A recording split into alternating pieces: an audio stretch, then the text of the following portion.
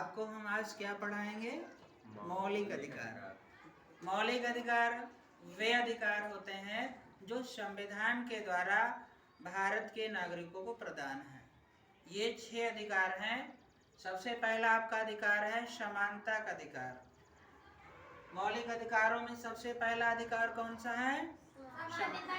समानता का अधिकार।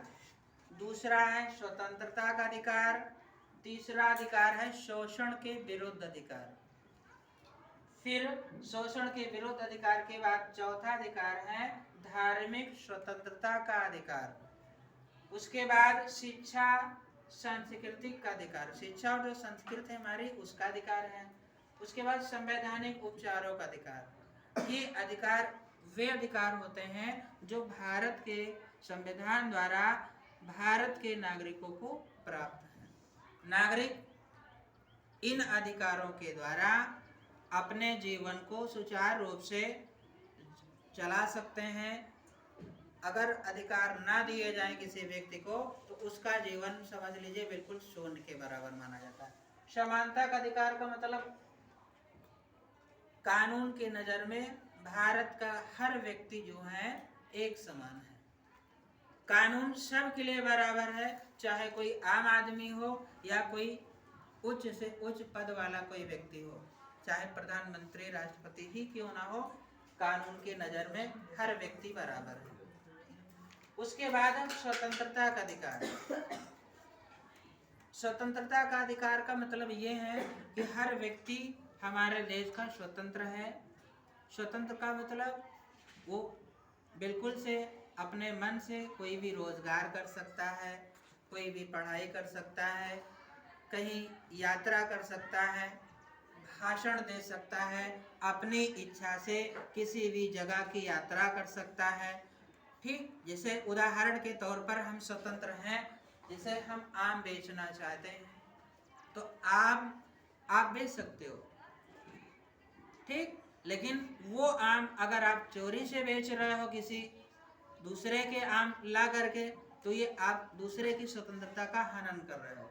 मतलब स्वतंत्रता का मतलब ये है कि आप काम करिए लेकिन दूसरे की स्वतंत्रता का हनन ना हो। समझ में आया ना? उसके बाद है शोषण के विरुद्ध अधिकार। अगर इन अधिकारों द्वारा मतलब इन अधिकारों का अगर हनन होता है, कोई व्यक्ति आपका शोषण करता है, आपको ये अधिकार नहीं मिलते हैं, तो आप न्यायालय की शरण ले सकते हो। आप न्यायालय में अपील कर सकते हो कि इन अधिकारों का हमारे हनन हो रहा है। तीसरा है धार्मिक स्वतंत्रता का अधिकार। भारत एक पंथ निरपेक्ष राज्य है। यहाँ किसी भी धर्म को राष्ट्रीय धर्म की संज्ञा नहीं मिली है।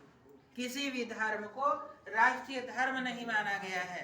सभी धर्मों का बराबर सम्मान किया गया है। अगला है शिक्षा का अधिकार। शिक्षा और संस्कृति का अधिकार मतलब ये है कि आप अपनी परंपरा के अनुसार, अपने धर्म के अनुसार जैसी भी आपकी इच्छा हो शिक्षा प्राप्त कर सकते हो। किसी भी संस्था में, किसी भी विद्यालय में, कहीं भी जहां आपकी इच्छा हो, अपनी संस्कृति का, अपने धर्म का आप जो भी व्यवस्था है उसके उन शिक्षा को ग्रहण कर सकते हो। उसके बाद है संवैधानिक उपचारों का अधिकार। ठीक है ना? इसके बाद ये अधिकार जो है आपको ये दावा करता है कि संविधान के द्वारा कि अगर आपके इन अधिकारों का कोई अधिकार हनन होता है, इन अधिकारों में से कोई अधिकार आपका नहीं मिलता है, तो इनका संविधान के द्वारा निराकरण किया जाएगा। ये नियम है कि जो भी अदालतें हैं ये आपके अधिकारों को दिलाएंगी।